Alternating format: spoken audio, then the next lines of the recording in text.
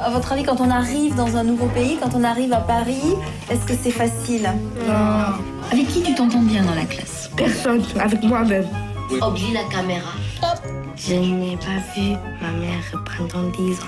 C'est difficile. Je suis venue en France pour faire un futur. Je suis venue en France pour devenir une femme libre.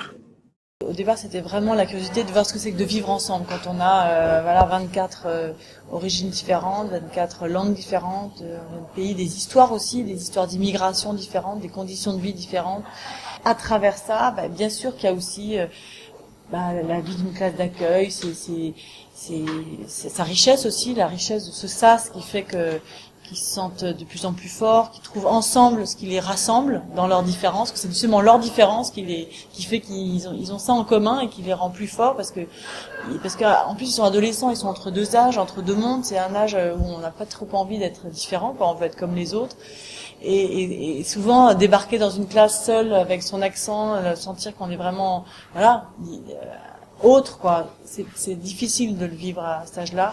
Et puis c'est difficile aussi de quitter son pays malgré soi. Parfois, c'est les parents qui décident et eux sont furieux ils veulent même parfois pas apprendre le français parce que c'est pas eux qui ont choisi. Et il y a au début souvent une révolte comme ça. Même c'est comme moi, ils se moquent de moi trop parce que je parle français avec l'accent anglais. Oui. Tu as vu? Vous avez vu? Vous avez vu? La première fois quand je viens en France, j'ai dit arrête, moi tapez-toi.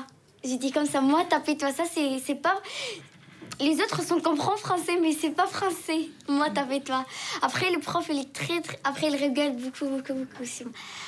Je suis très honte ces jours. C'est des héros ces mômes parce qu'ils portent sur eux beaucoup de désirs, beaucoup de fantasmes, beaucoup de difficultés aussi. Ils sont chargés de famille, parfois ils traduisent pour leurs parents.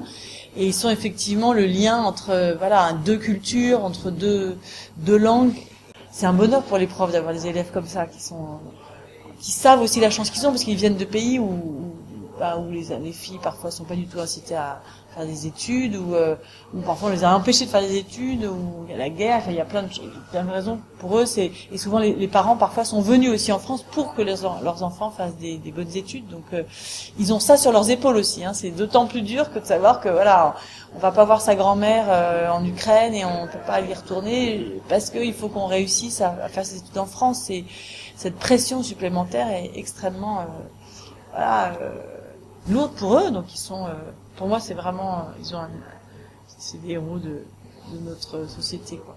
Il y a plein de gens qui parlent de la classe d'accueil, mais qui est pas très gentille, tu vois.